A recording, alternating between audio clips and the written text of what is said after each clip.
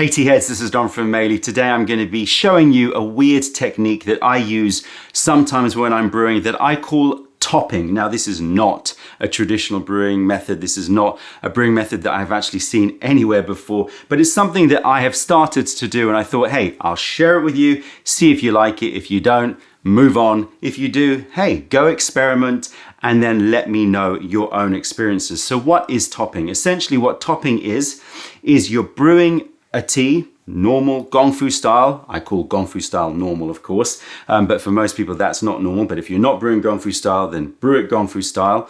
And then once the tea sort of reaches a point where the aromatics are dying down, you're still getting good flavor out of the leaves, but it's not as aromatic as it was before, then you top it with fresh tea. Now you can choose to top it with the same tea, which is usually what I do, but you could also experiment with topping it with another tea, but we'll talk about that a little bit later. So what are the purposes of topping?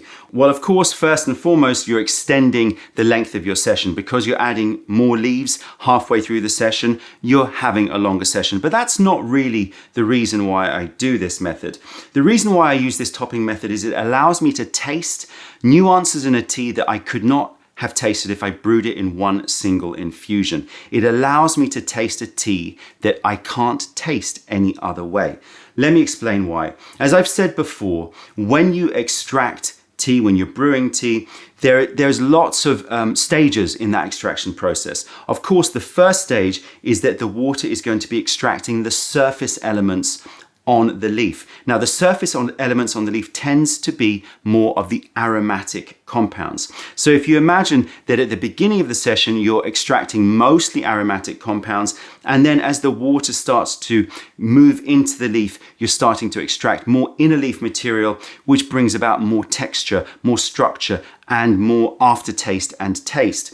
Now, of course, when you're brewing your first extraction, you can brew a bit longer to try to extract out more of that inner leaf material, but then you run the risk of losing some of the aromatics, especially if those aromatics are bright, high aromatics, which tend to be quite transient, and therefore with longer infusions, they will start to dissipate. And so you're going to get more of the inner leaf material, but you're going to have less of an aromatic impact. This depends on the tea, of course. High quality tea like this, you can brew it a little bit more roughly, and generally you're going to get a very, very good quality tea. But if you're getting geeky about it, with high transient aromatics, and that's the reason why I tend to use this method for teas like this. This is sour sap, a TEAWARE, a green TEAWARE, very bright, high aromatics, and those aromatics tend to be quite transient. So I want to brew relatively short, like 20, 25 seconds. Now that's not enough time for the inner leaf material to get pulled out of the extraction, but it still produces a lovely brew. And I've done videos before about breaking the leaf. If you want to break some of the leaf to get some of that inner leaf extraction earlier on, you can do that. But this method is slightly different.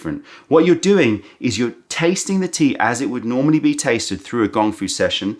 And then once the aromatics start to sort of fade away a little bit, and you're getting more of that inner leaf material, the taste, the texture, and the mouthfeel, the structure of the compounds within those inner leaves, you add more of the fresh leaf to bring back some of those aromatics.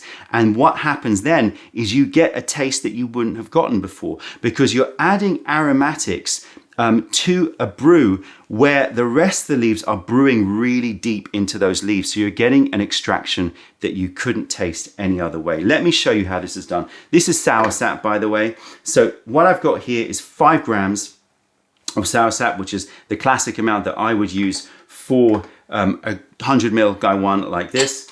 And then I like to top with about 20 to 30% more fresh leaf. And when you do that is up to you, but I usually sort of do that around sort of the 4th infusion or so. But it's entirely up to you. This is all about experimentation. You can experiment how you want. So what I'm going to do is I'm just going to brew this up. I'm not going to do a big tasting. If you want to know about sour sap, then make sure you check out the website. Sour sap is a tuosuen TEAWARE. That means that it's been processed in a way that allows it to have more of this sort of sour yogurt taste to it. green apple taste to it. So it adds more of the sourness. And I love it for this method because I like that sour yin-yang vibrancy, but that tends to come out a bit later. And I want to add back those high transient aromatics to those sour mouth taste that comes from the inner leaf material. So I'm just going to go straight in and give this a quick rinse. I am not going to, as I said, do a full tasting of this because I've done it before many times. I will give you my quick snapshot. So loads and loads of magnolia, loads and loads of frangipane flowers, bright and zesty.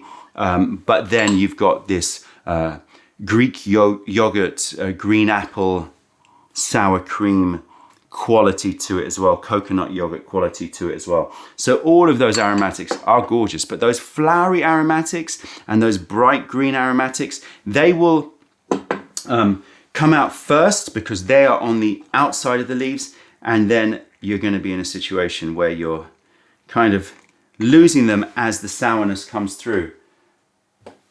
So I'm going to do a countdown on this. I'm going to brew this for about 20 seconds. I'm going straight into a cup just to keep things simple. And I'm just going to taste the first infusion. And then I'm going to leave that infusion aside to a little bit. And then I'm going to brew through some more infusions in a sort of quick style and let you know how the tea is changing. And then we'll do this topping method. And I will sort of compare it to the first infusion just to see how different it is, because it's not the same thing as brewing fresh again. It's different.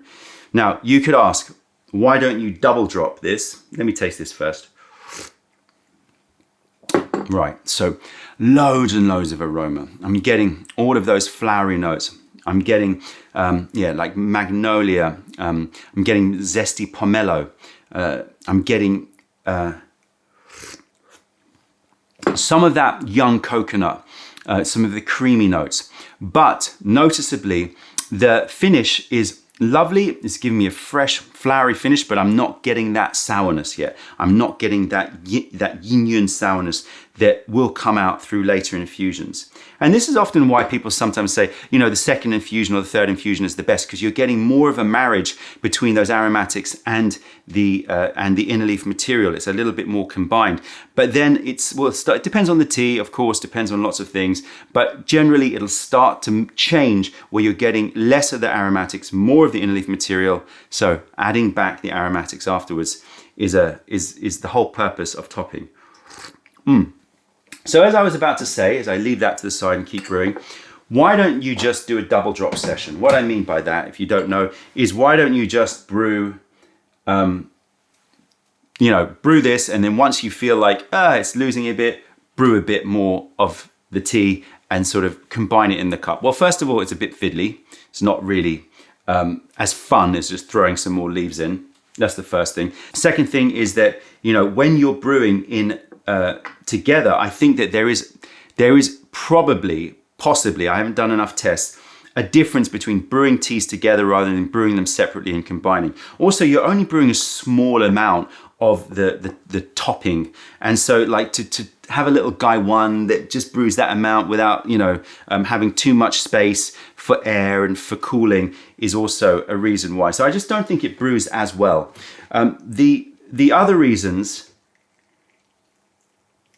as I time this quickly, the other reasons why I don't think a double drop session is as good is that, you're going to have to stagger it. Like you're going to have to brew, and then when you're ready, you brew the other one. It's just not as enjoyable. So I like to do it this way. Right, let's taste the second infusion. And, I want to make it clear that this is not a traditional technique. This is not something that you'll see around, but I've just been doing it recently and I really like it. So now I'm getting more of that yin-yang, a slight green apple, plain yogurt taste or feel and taste in the mouth. That little sour flash, which is why this is called sour sap. It is sappy. I'm getting like sweet nectar. I'm getting the like a little bit of rhubarb. A little bit of green mango. Better infusion than this one. which is very aromatic heavy, albeit it's starting to lose those aromatics. And this is what I mean by transience. When you leave a tea or you brew a tea for too long, if they've got those high bright aromas, then they will start to dissipate. This is already losing those aromatics. Another reason why Gongfu brewing is better is that you're brewing in small portions, so you get to taste it at its peak. If you brewed it in a mug, it would lose all those aromatics, and by the time you're halfway through that tea, you've got much more muted aromatics. Now, this method, I'm going to pour this away because I want to roll through infusions. This method works well, therefore, I think, with teas that have high, bright aromas. You can use this for other teas like yanchas or, you know, any tea that has more bassy notes, more roasted notes. But I don't think that this method works as well. If you want to know how I like to brew yancha, I'll put a link in the description below so you can see how I handle more of those roasted oolongs, because they tend to have more low bassy aromatics that stay within the liquor for longer. You can tend to just brew longer for those teas. All right, we're going to brew 1/3 infusion here, just so that I can give you a feel of what I'm tasting. So I've been sort of brewing 20 seconds plus 5 seconds. So this was a 35-second brew. Let's give it a taste. Boiling hot. Again, lovely. Very happy with that brew. More of that sourness, more of that body, more of that structure. I would probably keep brewing this tea. In fact, I will just brew one more to let you know when I would have topped it. So we're going to brew that for about 40 seconds and we'll see. I usually, as I said, 4th, 5th infusion, that's when I usually do the topping method. And it's so simple. You're just taking the leaf and just throwing it back on top. Now, you may have to remove some leaves if you don't have enough space. I suspect that's going to be the case here, but let's see. Lovely, lovely infusion. Really, really great. I know I'm pouring away great tea, but all for the sake of efficiency to show you this method. Right, let's see how the 4th infusion is. Wow, lucky my tongue is asbestos. Okay, now 4th infusion, I would say still great, but you know when you're at that infusion in a session where you're like, yeah, this is now the sort of moving into the autumn of this tea, moving into the, not finale, but it's definitely, it's peaked, right? And now it's about what does the leaf give? What's the quality within the leaf? What's the soil like? You know, all those things. And that's great to assess the quality of a leaf. But once you know the quality of a tea, then, you know, you can take teas that have an amazing mouthfeel and taste from really high quality inner leaf material. You know, those teas that still have sweetness, still have this beautiful sappy note and give you structure and give you texture and give you physicality. But you've lost those aromatics and you're cool with it. You know, it's fine because you're just still enjoying that, the end of the tea. Now, chuck in some fresh leaf. Bam, you've got a very, very different tasting tea. So let's do that. Right, you can see here, that's a lot of leaf, okay? So, you know, I'm gonna take out some, and that will mean that this amount here, which is just sort of 1.5 grams, is probably by weight around 30%-ish. I'm gonna put these in my Gongfu vessel over here. Right, now, brewing time, where do we go? I was about 40 seconds. What I like to do is go about half. So now I'm gonna brew back to about sort of, well, half of what I would have added on. So if we started at 20 and now we're at 40, I'm gonna bring it back and I'm gonna bring it to about 30. 30 seconds, we're not gonna rinse this. We're gonna just brew it 30 seconds. And I'll let you know the result. So this means that we can now extend the session. Now we're gonna have probably about 3-4 more infusions of very aromatic teas, and I'm not using a lot more leaf. That's another great thing. You're sort of extending the session, and if you've got expensive teas, you can extend the session of expensive teas without like having, you know, a double session. So I think this works really, really well for like light oolongs. I also think it really works well with black teas, because black teas also have a lot of aromatics because they're fully rolled, and those aromatics can be quite high, bright aromas. Okay, that was a bit over. It was 38 seconds. So this might be a bit stronger than I want, but let's give it a taste. Let it cool for a bit. So yeah, black teas I think are great as well. I tend to use this for green oolongs and black teas. I use it for a lot of oolongs, but tends to be on the more on the light to medium oolongs. I tell you, that taste, you could never get that taste any other way other than topping, or by maybe doing a double drop in a tiny guy one and mixing. Again, more fiddly, less fun. I think that this is the ultimate peak brew of this tea that I would never have been able to taste if I brewed it the standard Gong Fu method.